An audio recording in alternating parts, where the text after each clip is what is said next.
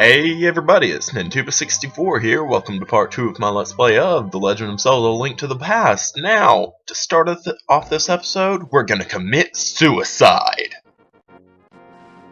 You think I'm joking. I'm not.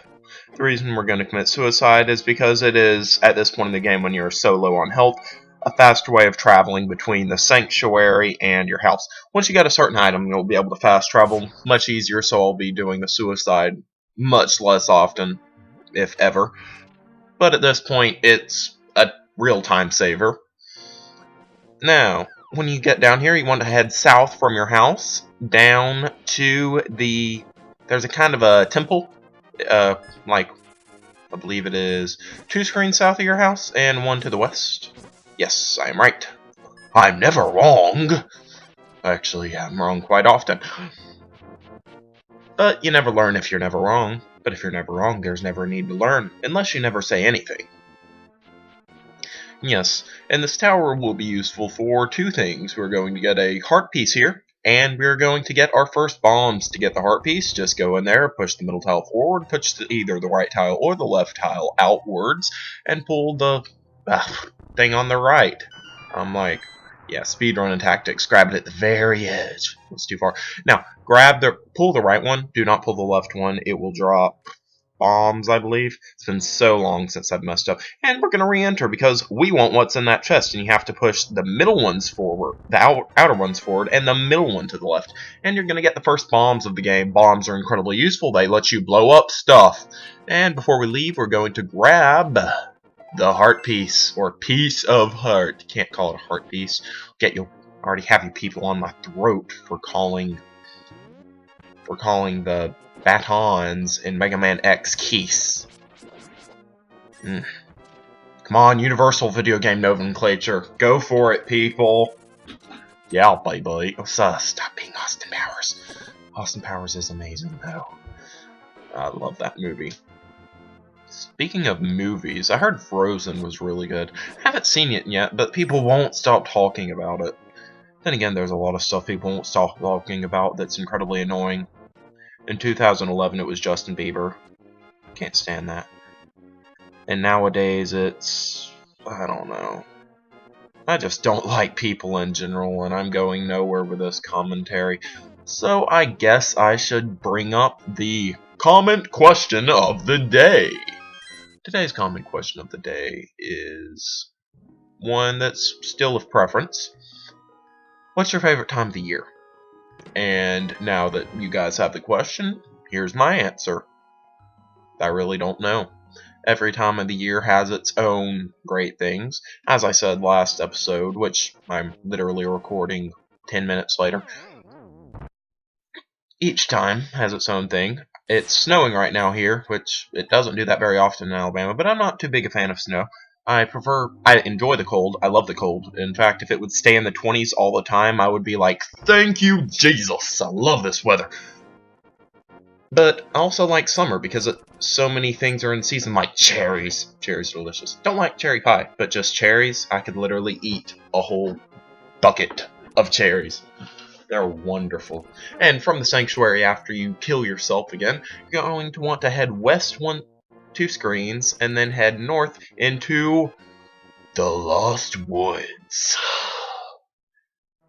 And in this game, sadly there are no Kokiri people, but there are thieves, so we could consider them Kokiri, even though they weren't really thieves in the first game. And by the first game, I mean Ocarina of Time. It's not the first game, but chronologically, until Skyward Sword came out, it was the first game. Then again, this game was the first game at some point. The original Legend of Zelda was the first game chronologically at some point, too. But now it's like second to last, right behind Zelda 2.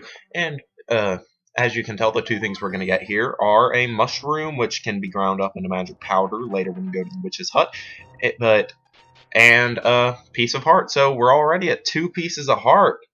We're doing work in this game. We're actually going to get... We aren't getting another heart container, but we will get enough pieces of hearts to increase our heart containers, and then some this episode. Also plan on getting some bottles. But everyone's probably ran through this early in the game and knows everything, so this episode is useless as a walkthrough, even though I'm only talking about the game, so I'm not really providing any comedic effort. Honk honk, yes, clown noses are funny. I don't know. But when you enter Kakariko Village, you're going to want to enter the house with the green thatched roof, and just break people's spots, because you're Link, and that's what you do. When you get in here, place a bomb to the wall to the right, and be pushing some blocks. I believe there's a way to get all of them the first time, but I'm stupid, so I'm not going to be successful in that endeavor. But you can get all the chests the first... Oh, crap, I remember how to do it. When I go back upstairs, I'll show you guys how to do it, even because I can't reopen all the chests to get even more rupees, but I can reopen the one. But I can't open the ones I haven't opened yet, if that makes any sense.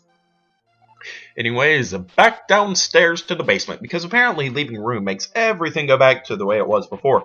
I wish I could do that. It's like when you're really little and go over to a friend's house, and by little I mean like 6, and the whole place is just so freaking messy. Go, and it's really messy when you leave, but it stops being messy when you leave, because you leave.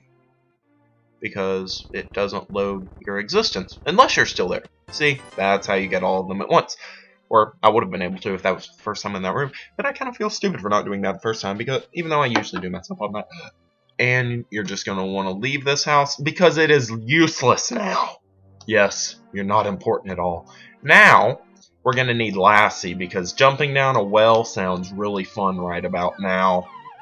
What? Did you say there's Link? Did you say he fell down the well? In any case, you're going to want to open that chest and get even more bombs, showing you, chances are I'm going to use bombs here. And yes, you are.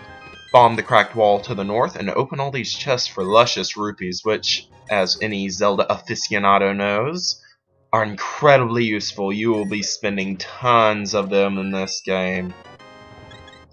I can't remember how many is required to beat the game. Let's see, there's 500 for the Zora flippers. And that's only the only real required purchase. But you won't, if you can't buy stuff, you'll be missing some of the bottles, and bottles are great. They let you hold stuff. Speaking of that, let's buy a hold anything bottle from this street peddler, because he looks like a pretty nice guy. Wait, what? Our bottles don't have a cork? How do we hold stuff in there? It's like, nope, you just keep it upright. Why not give us a cork too? I paid $100 for that. I paid 0.1K. Wow, when I phrase it like that, it sounds like a lot less. Anyways, you're going to want to enter the house right above what I consider to be the hotel and talk to this really sickly boy who's blaming it on the air. Yeah, they have a really bad pollution problem in Hyrule. They also do in America. Remember, people, go green by using solar energy. In any case, you're going to want to enter the hotel from the back entrance and open up a chest to get your second bottle. Bottles are quite useful. If I haven't told you what they can do, other than hold crap, I'll tell you what they can hold.